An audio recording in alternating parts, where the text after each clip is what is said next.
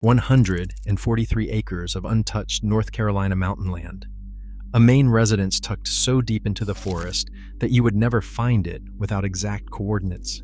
A guest cabin, two oversized barns, private trails winding along a creek, and views that stretch across layered ridges until the horizon simply gives up. That is how the most recognizable athlete in human history, a man worth $3.6 billion, decided to vanish from the face of the earth, and nobody even noticed. Let's get into Michael Jordan's massive Carolina ranch, his quiet post-retirement lifestyle, and why the most competitive person who ever lived chose to disappear into the woods where nobody can bother him. Here's what most people don't understand about Michael Jordan. He didn't walk away from basketball to become more famous. He walked away to become invisible. And I'm not talking about some casual, I'm taking a break kind of disappearing. I'm talking about purchasing nearly 150 acres of secluded mountain terrain in western North Carolina and burying a ranch so deep in the trees that satellites would struggle to pick it up. That's the kind of intentional privacy we're dealing with here. Jordan could have settled anywhere on Earth. Los Angeles, where billionaires collect houses like sneakers. Miami, where the nightlife never ends and the spotlight never dims. Manhattan, where celebrity is practically part of the infrastructure. But he didn't choose any of those places. He chose the Snowbird Mountain community, a 1,250-acre private enclave in North Carolina where the entire selling point is that nobody will ever find you. Seclusion isn't a feature of this place. It's the entire foundation. And the reason he chose North Carolina is not complicated. It's home. Jordan was born in Brooklyn, but his family relocated to Wilmington, North Carolina when he was still young. That is the soil he actually grew up in. That is where he got overlooked by his high school varsity coach. That is where his competitive fire started burning so hot it eventually consumed every opponent in its path. North Carolina is not some random tax strategy or vacation destination for him. It is roots. And when you are the most famous human being walking the planet, roots become the most valuable thing you can hold on to. Because here is what happens when you are Michael Jordan. You cannot exist in public without being consumed by it. Every restaurant turns into a photo session. Every airport becomes a meet and greet. Every grocery run becomes an event. And for a man as obsessively private and intentional as Michael Jordan, that kind of exposure is not just inconvenient. It is unbearable. So he built himself a fortress of solitude, a place where the outside world physically cannot reach him without an invitation. But before we walk through the ranch itself, you need to understand the journey that led him here. The man who chose silence was forged entirely in noise, pressure, and an almost unhealthy obsession with being perfect.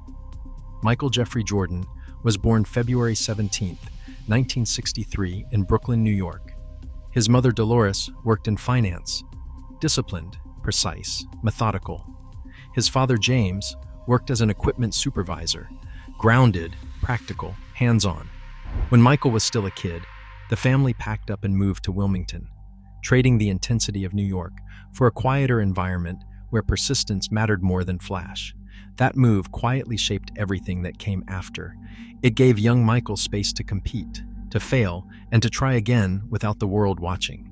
At Emsley A. Laney High School, Jordan played basketball, baseball, and football, but basketball consumed him. As a sophomore, he tried out for the varsity squad and did not make it. He was around 5'11" at the time. Not short, but nothing that jumped off the page either. That rejection did not discourage him. It rewired him. He played junior varsity like every single possession was personal revenge. Every game was a direct response to the coach who passed on him. That summer, his body caught up to his ambition. He grew nearly 4 inches, but the physical change mattered less than what happened mentally. His confidence hardened into something permanent. By junior year, he locked down a varsity roster spot and never looked back. He averaged 25 points a game in his final 2 high school seasons, and put up 30 points at the 1981 McDonald's All-American game. College scouts had seen enough. He chose the University of North Carolina, and under legendary coach Dean Smith, he learned discipline, patience, and the value of restraint within a system. As a freshman, he averaged 13.5 points per game and earned ACC Freshman of the Year honors. But the moment that redefined his entire belief system came in the 1982 NCAA championship game. 15 seconds left. Georgetown on the other side. Jordan rose up and calmly sank a jump shot. The championship was sealed. He later said that single moment reshaped how he trusted himself under pressure. From that point forward, the game always slowed down when it mattered most. After 3 seasons in Chapel Hill, and after collecting the Naismith and Wooden Player of the Year awards in 1984, he left school early for the NBA draft. 2 teams passed on him. The Chicago Bulls did not make that mistake. That decision quietly altered the entire trajectory of professional basketball.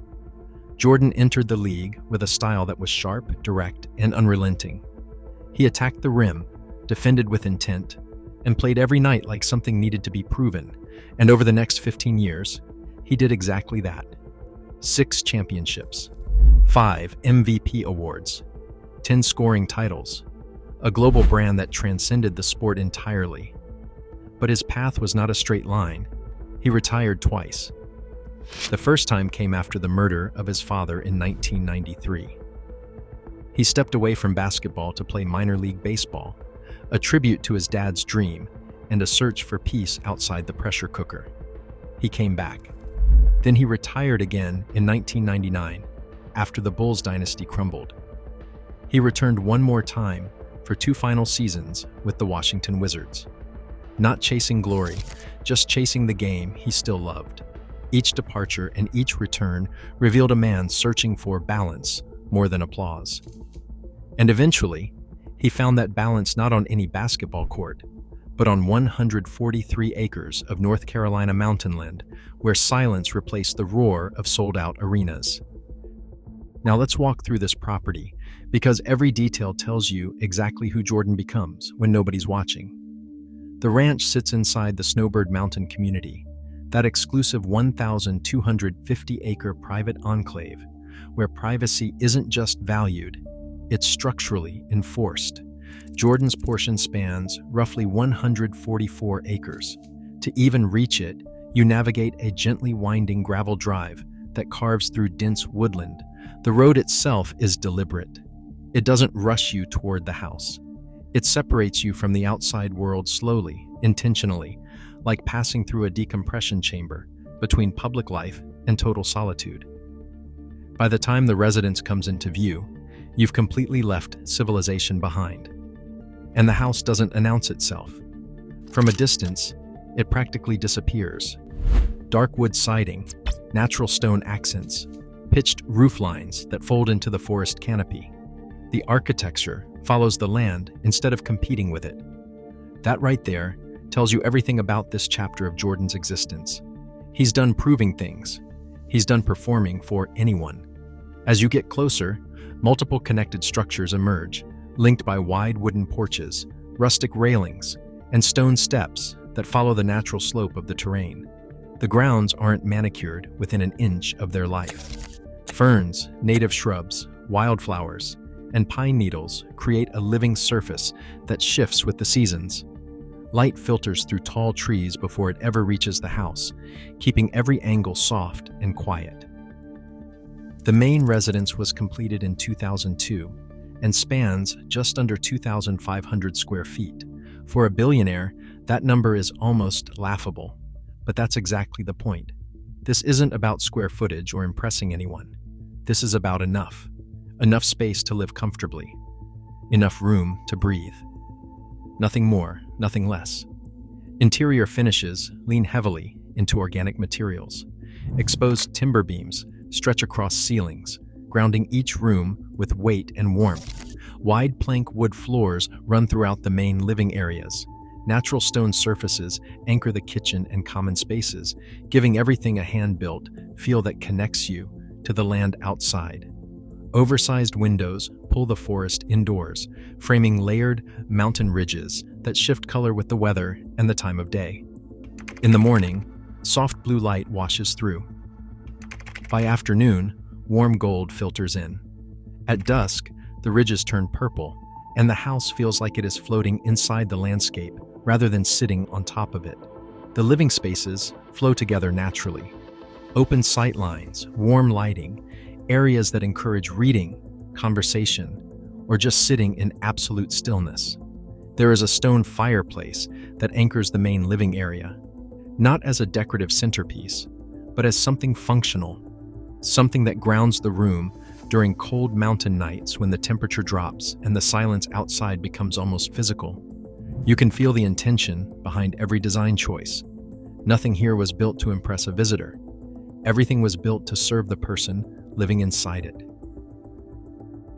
There's a guest cabin on the property for visitors, set apart from the main house to preserve the sense of personal space even when company is around.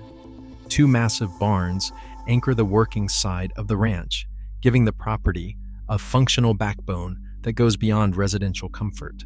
Private walking trails trace along a creek, connecting different sections of the land and offering the kind of solitary movement that cities simply cannot provide. You can walk for an hour and never see a fence, a road, or another human being. Just trees, water, and ridgelines stretching into the distance. The property's assessed value, according to county records, sits modestly relative to Jordan's net worth. But that is by design. The Snowbird Mountain community is not about inflated price tags or competitive real estate. It is about land, privacy, and permanence. Jordan did not buy this property as an investment. He bought it as an exit strategy from public life. This is a property designed for someone who wants to think clearly, move freely, and exist without being documented every second of the day. And for a man who spent 3 decades as the most watched athlete on the planet, that kind of freedom is not a luxury, it is a necessity. But the Carolina Ranch is only part of the picture. Jordan also maintains a significant presence in Florida, where his lifestyle takes on a different but equally intentional character. His primary residence sits in Jupiter, Florida, inside the ultra-exclusive Bears Club community.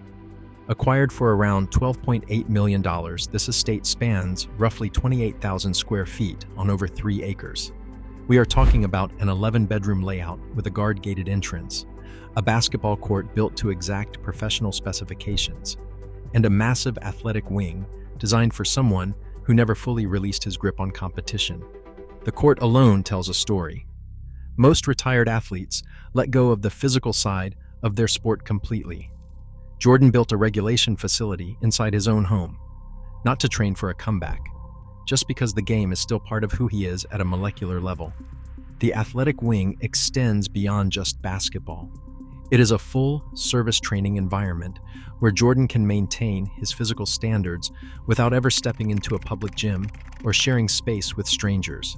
For someone who spent decades in team locker rooms and training facilities, surrounded by cameras and media, having a private space to move, stretch, and compete on his own terms represents the ultimate post-career luxury.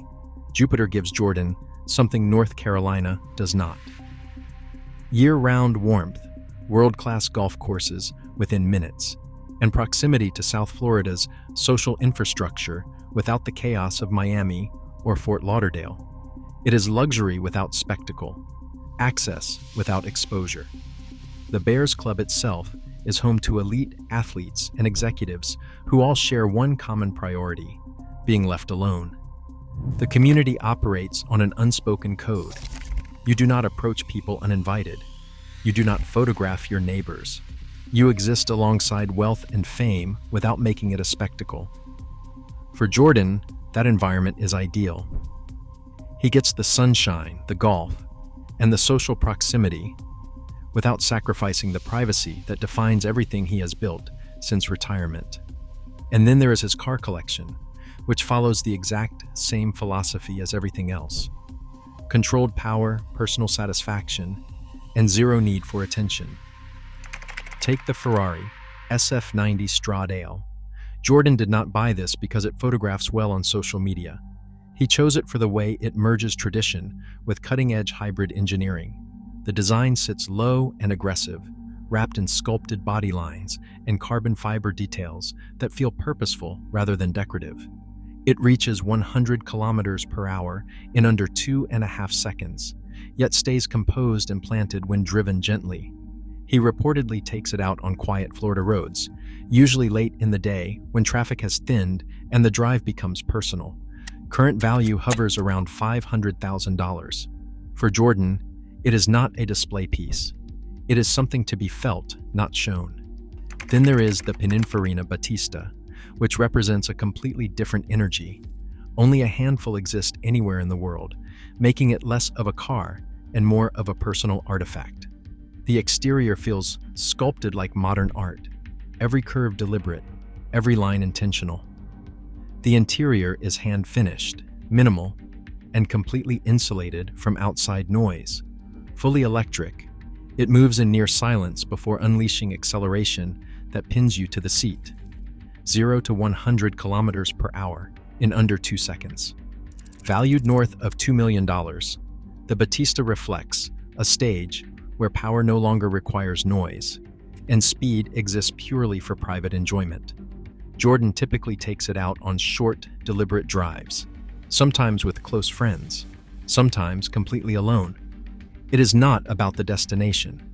It is about the experience of controlling something rare, powerful, and built to respond to nothing but his own input. These machines match the man perfectly. Rare, powerful, built for personal satisfaction rather than public consumption. Jordan does not collect cars to fill a garage wall or build a social media highlight reel. He acquires machines that meet his standards and then enjoys them, private, on his own schedule, without anyone watching. But none of this exists without the fortune behind it. And Jordan's financial story operates on a level that separates him from every other athlete in recorded history. When he entered the NBA in 1984, the average player salary was $850,000 a year. Jordan signed a 7-year rookie deal worth $6 million total. At the time, it looked reasonable. In hindsight, it became the smallest number in the most extraordinary earnings story modern sports has ever produced. Across 16 NBA seasons, Jordan earned a total of roughly $94 million in salary. His peak arrived late. In the 1996 to 1997 season, he became the first athlete ever to earn more than $30 million in a single year, followed by $33 million the next season. Even so, his entire playing salary represents a tiny sliver of his actual fortune. The real engine was always Nike. In 1984, Jordan signed with them for $500,000 per year, a deal that seemed aggressive at the time. But the Air Jordan brand now generates more than $6.6 billion in annual revenue. From royalties alone, Jordan takes home somewhere between $80 million and $100 million every single year, with some estimates pushing past $120 million. Over his lifetime, endorsements with Nike, Gatorade, McDonald's, Coca-Cola, Hanes, and others have paid him more than $2 billion. That's purely endorsement income. His name and likeness print money year after year after year. But here's where the story shifts, from wealthy to generationally untouchable. Ownership changed the entire equation. In 2010, Jordan paid $175 million to acquire majority control of the Charlotte Hornets. By 2014, that stake made him the first athlete billionaire in history, not just in basketball, not just in American sports, the first athlete on the planet to cross that threshold. In 2023, he sold most of his ownership in a deal that valued the franchise at $3 billion, boosting his net worth by roughly $1.1 billion while keeping a minority stake. One transaction, $1.1 billion in value created. That's the kind of financial event most families do not experience across 5 generations. Today, Michael Jordan's net worth sits at an estimated $3.6 billion. Not million. Billion with a B. For context, Shaq built a $500 million empire. Barkley accumulated $90 million. Jordan operates in a completely different financial solar system. He's not just ahead of other athletes. He's in a category that barely has any other members. That wealth funds a life built entirely around privacy and personal freedom. A $50 million private jet that eliminates commercial airports and public terminals entirely. Multiple luxury properties spanning Florida, North Carolina, Illinois, and Utah. And a mountain ranch where income no longer has anything to do with visibility. The numbers paint a clear picture. Basketball made him the most famous person on earth. Business made him permanent. And now, that permanence finances a daily existence where he answers to absolutely no one. So what does that daily life actually look like? It's calm. It's private. It's shockingly intentional. At the center of everything is his wife, Yvette Prieto, whom he married in April of 2013. Their relationship is deliberately shielded from public view. Together, they are raising twin daughters born in February of 2014. Jordan is fiercely protective of his kids, choosing anonymity over publicity, and working to keep their lives as normal as possible, despite who their father is. In 2019, he became a grandfather through his daughter Jasmine, a role he has taken on quietly, with close family moments valued far more than any public celebration. His routine reflects discipline without pressure. Mornings typically involve light training or stretching, not for competition, but for structure and health. He spends hours reading, following basketball from a comfortable distance, and offering guidance only when someone asks for it. Golf remains his deepest post-basketball obsession. He is consumed by it.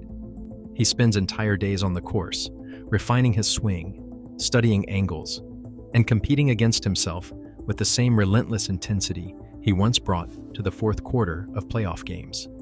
He plays with a tight circle of lifelong friends rather than large social groups, and the rounds often stretch for hours because neither Jordan nor his crew is willing to walk away from an unfinished competition. It is both exercise and meditation for him, a space where the competitive drive that defined his career still has somewhere to go without cameras, commentators, or scoreboard pressure. Travel is selective and purposeful now. He rotates between his carefully chosen properties, gravitating toward places that offer water views, separation from crowds, and total control over his surroundings.